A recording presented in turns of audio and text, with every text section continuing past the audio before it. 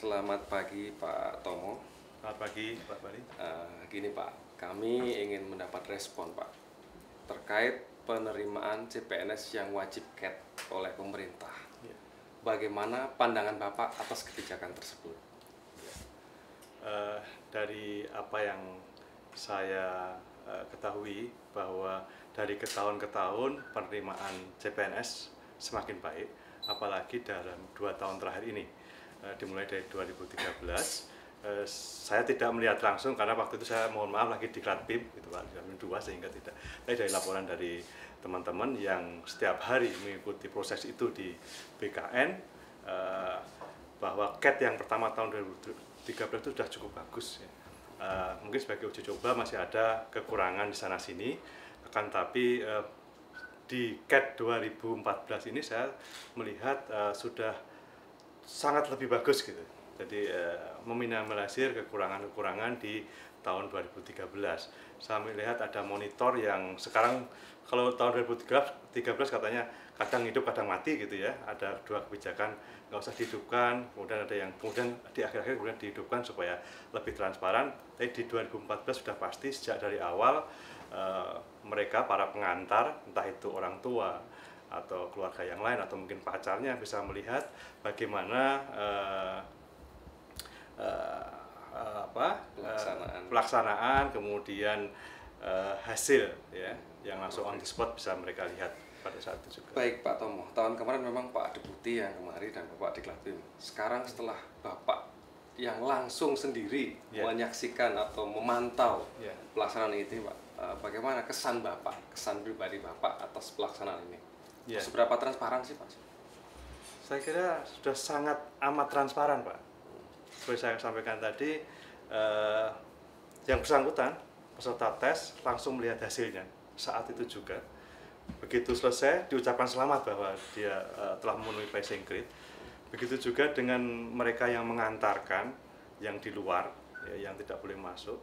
Dan mungkin saya sebutkan tadi mungkin orang tuanya, saudaranya, atau pacarnya, atau eyangnya, atau siapapun, bahkan khalayak yang tidak berkepentingan tapi mungkin ingin melihat, ya, mungkin LSM atau siapapun bisa melihat bahwa proses ini benar-benar fair, benar-benar terbuka, dan aksesibilitasnya sangat terbuka bagi siapapun. Bahkan mereka yang sekarang ada di luar Jawa pengen mendaftar di instansi pusat itu lebih mudah karena dari awal sudah melalui internet ya. Jadi bisa diakses oleh orang dimanapun mereka berada. Saya kira cukup sangat bagus. Baik Pak Tom, CAT ya, cepat, akuntabel, transparan. Nah, dengan seleksi ini Pak, SDM-nya yang 2013 Pak yang sudah ada, bagaimana pandangan Bapak terhadap SDM hasil TKD dengan CAT PKN tersebut? Oh iya, memang sangat berbeda ya. Saya percaya dengan tiga unsur yang diujikan dalam CAT itu, TWK, TIU, dan TKB, itu benar-benar dapat menggali potensi dari seorang pelamar ya. Saya yakin itu satu hal yang barangkali perlu digali lebih dalam nanti, tapi itu bisa dengan TKB barangkali, misalnya rekam jejak mereka. Ya, itu untuk menggali integritas mereka.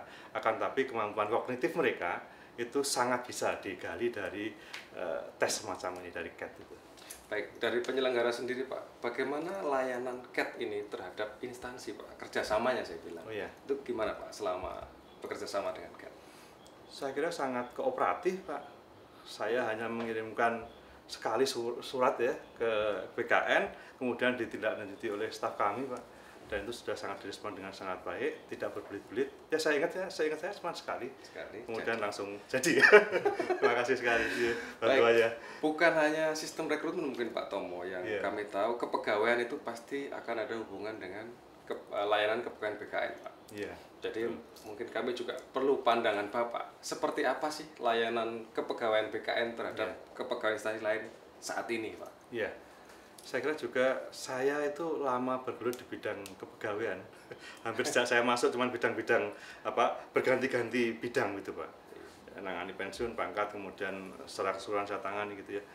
Berganti-ganti bidang, tapi masih di seputar bidang ke-SDM-an, kepegawaian terutama.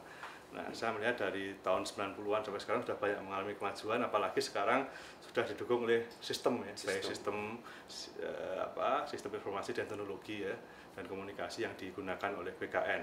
Misalnya SAPK misalnya, itu mempermudah kami dalam mengajukan usul kenaikan pangkat, ya, kemudian dalam melakukan komunikasi. Ya. Dan juga komunikasi sekarang lebih informal juga. Kalau dulu mungkin ya ada budaya harus kesini, datang ke sini dengan penghubung resmi siapa. Sekarang saya bisa menghubungi siapapun, saya ada masalah ini langsung bisa direspon saat itu juga, semakin cepat. Jadi saya kira kemajuannya di bidang sistem telekomunikasi dan teknologi yang sekarang lebih maju dan diadop oleh BKN, dan juga suasana budaya kerja yang lebih informal tadi yang membantu kita untuk mempercepat pekerjaan. Saya kira yang paling penting itu. Baik, ini mungkin masalah visi ya. Visi. BKN itu kan menyatakan sebagai instansi pembina dan penyelenggara manajemen kepegawaian. Apa yang tim Setnek rasakan, seperti apa pandangan Bapak terhadap pembinaan itu, sudahkah, atau pengelolanya sudahkah, manajemennya sudahkah, itu pandangan Bapak seperti apa? Ya, jadi kan BKN bersama-sama dengan Menpan, Pak ya, betul. Yang pembuat kebijakan selalu membuat kebijakan, kemudian monitoring, mengawasi, ya, mengevaluasi kebijakan-kebijakan di bidang kepegawaian. Saya kira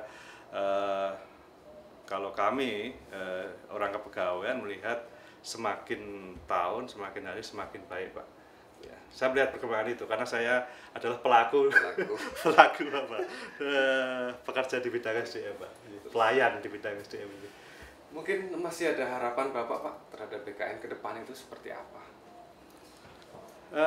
Ya, barangkali seperti saya sampaikan tadi sudah cukup bagus di bidang penerapan teknologi dan komunikasinya, tapi ke depan mungkin Pak bisa lebih mengembangkan komunikasi dan teknologi informasi yang ke arah yang paperless mungkin Pak. Beberapa negara kan sudah berlaku demikian rupa sehingga akan lebih efisien, efektif, dan lebih cepat barangkali Pak.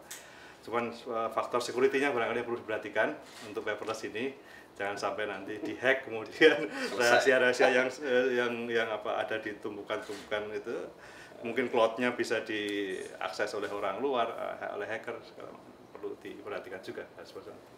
Baik, itu aja. Terima kasih Pak Tom, waktunya. Terima kasih, Pak Madi. Terima kasih.